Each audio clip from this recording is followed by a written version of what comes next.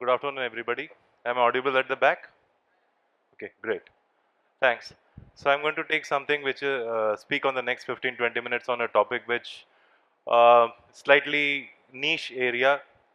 It's not something which you face regularly in your normal life unless you're seeing phishing and other kind of attacks. So before I jump into my presentation, I just want to give you a kind of overview on where I'm coming from. Cybersecurity 20 years back was something which nobody would even bother because people didn't see what technology is doing, which means it is kind of connecting everybody at the same time. So criminals can hit more people at one shot than they would at a normal time. So that's what technology does. So 20 years back, people were not very keen on cybersecurity. Now they do, but it's more cybersecurity for information technology, which means you're phishing, hacking, and stuff like that. The next level of cybersecurity happens with operational technology, what you use to do controllers. So if you see JNPT, the port attack, the port was shut down for almost 3 to 7 days before it restarted operations. And so when you have control systems, these are operational technologies, and these operational technologies have very legacy kind of softwares and systems, and if they are hacked, then they can cause a lot of harm to the operations of the organization. The third step, which is the coming wave in the future, is what we call Internet of Things, which is where drones are. That is the intersection point between IT and OT, which means you have IT but for operational purposes, which is what your drone software does. A drone software is a classic example of something which integrates IT and OT, and therefore it's a what we like to think of as Internet of Things. Now, why is cybersecurity important at all? We will see why it is important and what are the challenges. Now, the topic is what are the regulatory prescriptions for cybersecurity. At this point of time, actually, there is no specific regulatory prescription for cybersecurity from the DGCA, which is the regulator for the drone business. So one of the things which we are trying to do is to suggest to DGCA from our experience of OT and IoT what can be done as a framework. And we didn't have much experience working with regulators previously, but one of the things which we were very appreciative was that the DGCA was very forthcoming, and one of the things they said kind of stayed in my head, which is we can write a security protocol, but the important thing is it should also be business friendly. A security protocol should not be something which comes in the way of business or significantly adds to the cost of business, especially if it is a fledgling industry trying to find its feet and grow on a global competitive market. So with this kind of background in mind, I will proceed with the actual presentation, which is try and find how to write or understand the security challenges and what we need to do to address those security challenges, cyber security challenges, and how that potentially at some point of time, if we do have a structured regulatory framework, how it will go. So as we know, in the drone business, uh, there are two parts. There is a hardware and a software, and we use the software to communicate on multiple frequencies. Now, from a software perspective, we see two risks: manufacturing risk and operational risk. I will come to that presently, what I mean by manufacturing and operational risks and why they are worthwhile looking at it. From a manufacturing process, if I see a drone from a cybersecurity component, I would like to classify them as the drone itself, the payload, and then the two soft components of it, the pilot who operates it and the software which runs it. Now, if we look at that, two are hard and two are soft. On the hardware, we have a challenge, which is, if I take the next slide, we've all seen this recently. There was a big attack which the Israelis are supposed to have done on the pagers in Lebanon and in parts of the Hamas in Palestine and whatever it is. And the process was very simple, which is the pagers. So the background to it is also important. So the phones which we use, the smartphones which we use, quote unquote, smartphones which we use, the smartphones were easily hackable by Israeli software. We've heard of Pegasus, We heard what software can do to hack into systems and with GPS and so on and so forth. It was the Israelis were able to track what the opposition was able to do. So the Hamas decided to go one step below a smartphone and decided to use pagers, which were not easy to track in the sense that they didn't have a GPS. You could send a message. So preemptively, the Israelis got to know of this and they intercepted the uh, shipment of pagers, and then they install the malware, and at a particular function, which is when you're about to see a message. So if a message is delivered and you press the button to see the message, is when the device will explode, and it causes amazing harm. Politically it did something which is to send a message that you are under surveillance and we can reach out. But if I take the politics aside and just look at the security protocol here, one of the things we understand is even in an air gap system, which means a system which does not talk through IT to any other system and is completely secure, physical security becomes important, because if physical security is not top quality, your systems can be compromised, and compromised on a mass scale. The second important lesson from this was what the Israelis did with the Iranian nuclear reactor as well. The way they blew up the Iranian nuclear reactor was to write a very simple protocol of run cycles. So the reactor, which is supposed to run say at 3000 cycles per minute, eventually went every 1000 cycles. The safety protocols were hampered and it blew up. The malware itself was not very difficult to write. It was a simple code. Inserting the malware and timing it was important. And they used the resources of the equipment itself to destroy it. Now in the case of the pagers, they potentially used the power from the battery, the heat from the battery to cause the explosion. Now I take that and put it into drones. Correct me if I'm wrong, close to 70% of the batteries which we get are imported from a not very friendly country. Those of the esteemed speakers who have been here, who come from a defense background, they understand the challenges the army faces on the border to manage our borders. 70% of our batteries are coming from a nation which could seed malware into the battery system. If we don't have an indigenous battery manufacturing at some point of time, and if we don't write a security protocol for battery integration now, you are potentially leaving about whatever it is, 10,000, 100,000, 10 million drones as potential ticking bombs. What the Israelis did can be done by an enemy nation through battery. So the two components, which is the hardware, the software and the battery, the hardware as a subset of, the battery as a subset of hardware becomes a very significant risk exposure, and there has to be a security protocol to test malware in batteries and components, sensors, PCBs. I heard this morning and yesterday that sensors and PCBs are still imported. In the Stuxnet case, the virus was not embedded into the Iranian nuclear reactor directly. It was embedded into a Siemens controller. And the Siemens controller, wherever it was in the world as an update, malfunctioned. It malfunctioned in the nuclear reactor the way the Israelis wanted. But there was a general component malfunction of the Siemens controller in the Stuxnet case. So if you are got a sensor, you have a PCB, you have a battery, and you don't have a security protocol for this, that is a problem. There is a separate issue coming to software, but that is more, it can be grasped far more easily, that software can be corrupted, and we'll see what happens when software can be corrupted.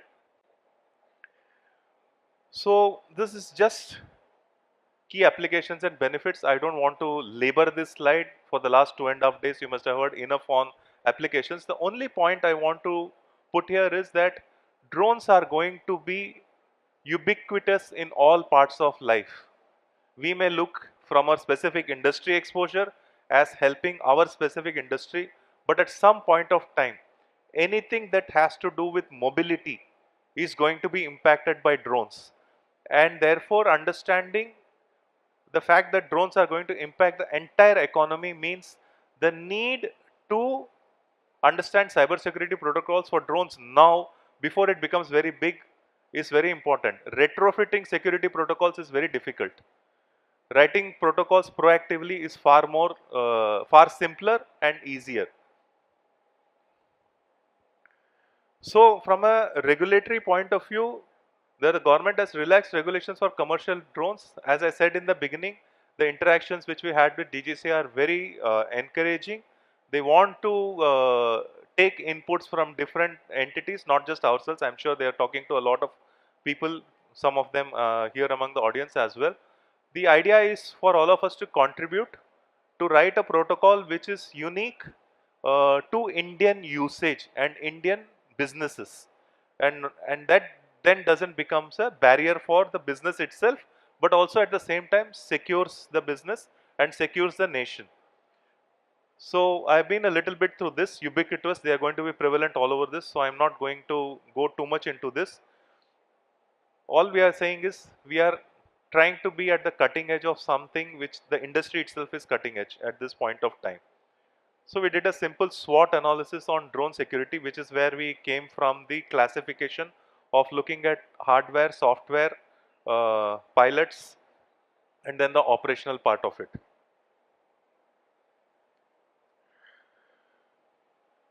So the other things about IoT is interconnected devices. From a cybersecurity point of view, imagine your office, you're using only Microsoft Windows. If I have to write a security protocol, I can write only for Windows. Not that it's absolutely secure. As you saw with CrowdStrike recently, there was an outage, so on and so forth. But if I'm using multiple platforms, I have to write a security protocol for multiple platforms, which means I'll have to write for a Windows, for an iOS, for an Android. Multiply this into multiple devices as well, different devices using different operating software. And here again we come to what is legacy software for operational technology and the potential vulnerabilities, because many of the times there is a harden or change call which legacy software has to take, which means if I have to spend 10 crores upgrading software, do I have the budget for that? End of the day, we are all businesses, we need finance to run something. So do I have the budget to upgrade my software? It can be very expensive because there are so few people doing operational technologies. Same principle is going to apply for drones as well.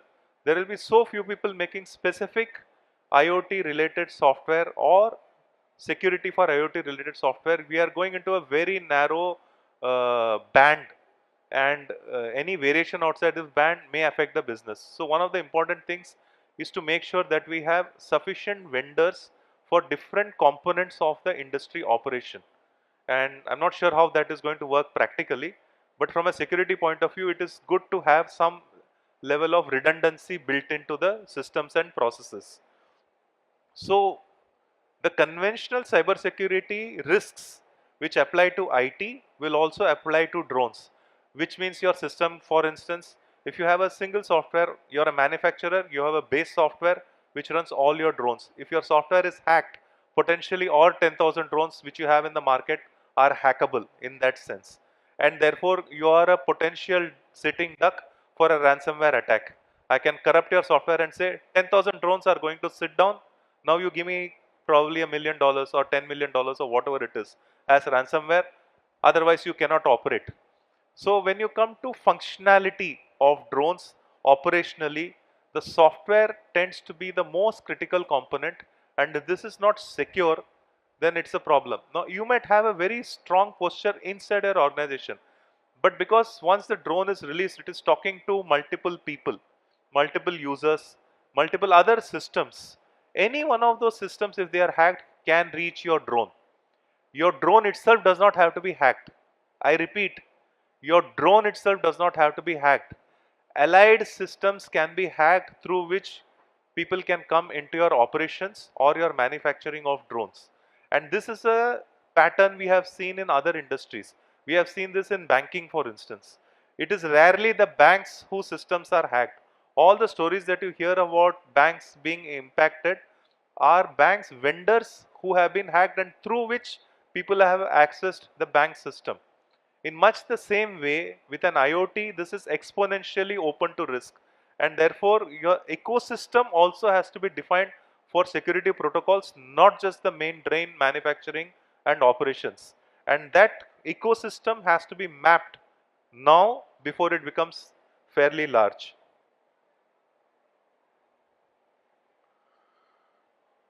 GPS spoofing has already happened in drones.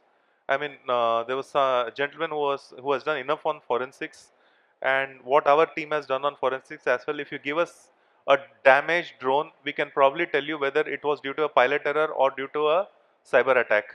So, for instance, frequencies. You can run parallel drones on the same frequency and capture data, or you can intercept the frequency, spoof the GPS positioning, move the drones elsewhere. Now, one of the big problems which you have from a security point of view is high tension wires. Especially if you are flying close to high tension wires, the magnetic waves impede the functional commanding and operation of drones. If I can create a magnetic field, I can still interfere. That's all I need to do. I don't need a high tension wire. You will probably think that someone is flying close to a high tension wire, but you're not. It's a malware or it's a created interference by a threat actor, and that can be used to damage your operational ability. So the defense mechanisms then become a cost. Do you want to do encryption? Do you want to do multi-factor authentication? Who handles the drones? Do you have a database of experienced pilots? What is the pilot background? Not just the pilot experience, the pilot background. The IT industry found that when they started keeping a database of people, they found about 10 to 15% of people were people who are not employable because their background was not great, that they were not they didn't have a clean record in terms of maintaining IP, so on and so forth. So whilst we may have a massive pilot training program, do we do background checks on these pilots because they are going to handle our drones? So our conclusion is you need a layer security for drone defense. Just one aspect is not adequate. So battery risks I have spoken of, software risk I have spoken of. So what is the mitigation? I'm not getting into case studies per se. That's why I gave a single case study, which is the Israeli attack on the Hamas, and from there what we can learn. I'm happy to do a longer session at an appropriate point of time with actual case studies to see how it can impact or what we can learn from this for your specific operations or usage as they may be. But mitigation is software updates and, as we said, trusted battery manufacturers. And here I personally believe that as a country we need to build capabilities for battery manufacturing. So these are drone vulnerabilities, communication interception, which I spoke of, GPS spoofing, which I spoke of, malware and unauthorized access, which also we have covered. Once we have built the security protocol, we need two more parts on cyber security: an audit protocol. At some point of time, an ISO process can also be implemented for a systematic cyber security protocol, and the ability to run forensics. This is significantly missing because we haven't thought far ahead enough of what cybersecurity can impact the drone business, and therefore we haven't yet built a ecosystem of cyber forensics for drones. And whilst specified areas like the defense services may have something for themselves, it's not available in the commercial market in any significant form or scale which we need, looking at the potential future of a 10 or 13 billion industry. So cyber forensics is something I'm not getting again into the details of this. Only one aspect I want to highlight here: the DPDP has implications on loss of personal identifiable information. And what is happening is we are getting two bits of processes. We are getting large amounts of data, and we are getting lots of images. Now if you have very high quality, high res images, you need very high storage space. Invariably it is likely that you are going to run your image storage on cloud, and therefore cloud security for drones will take a significant aspect because you are going to outsource your storage. And then if you are going to lose personal information, the DPDP is going to impact you up to an extent of 250 crores. That's the maximum fine on your DPDP. So you could lose up to 250 crores as a fine and penalty if you lose personal software. If I come to the theme of this session, AI and GIS, this is critical. And for AI, we will need lots of data. AI runs on LLM, large language models, and those large language models in the context of drone will have to be data specific to operations in India. So you may not be able to replicate a lot of AI software from abroad unless they are localized. So to give an analogy, if you take the ARAI, who has a stall here, Automobile Research, homologation of vehicles is necessary in India. So you have done crash tests in Germany. You can sell a Mercedes, but it still has to run a crash test in India before you can run it in India. That's homologation. Same tests implemented in India. Similarly, you might have AI, LLM, and you may have the ability to analyze them and use them. But you will need local data to localize the process, maybe even language related inputs before the AI becomes robust enough. Now, it's very easy to introduce malware, what we call data poisoning. It's easy to introduce malware or data poisoning so that your LLM, large language models, which power your AI, will be corrupted, and therefore you will get either a suboptimal or you might have a Trojan sitting inside that, and that becomes the basis for your ransomware in future. So, even within the focus topics of this, there are elements of cybersecurity which are worth thinking about. I'm not saying we become paranoid and from tomorrow start looking at a cyber problem everywhere, but this is where we need to take a look at. What do we need to do in cyber forensics? I'm not getting into that. I'm just flipping through these slides fairly quickly. So you need to analyze drone data, etc., etc. There are legal considerations in drone forensics, how you handle data. I'm not getting into the risk management at this point of time. The feedback loop is what I want to leave you with as a thought. Enhancing drone security post testing is important. That will be critical because you will learn from your mistakes and hopefully not repeat them. Opportunities plenty. We can skip this one. So it's evolving threats. You need innovative solutions, and cybersecurity has to evolve with drone technology, which is why we are interested in partnering with industry now, and I'm happy to do that at an appropriate time according to your convenience. Thank you. If you have any questions, I think there's time for one question. Anyone wants? Or if you have questions, you can send it to the organizer. We are happy to get back to that in the interest of time as well. Thank you, and thank you for the opportunity.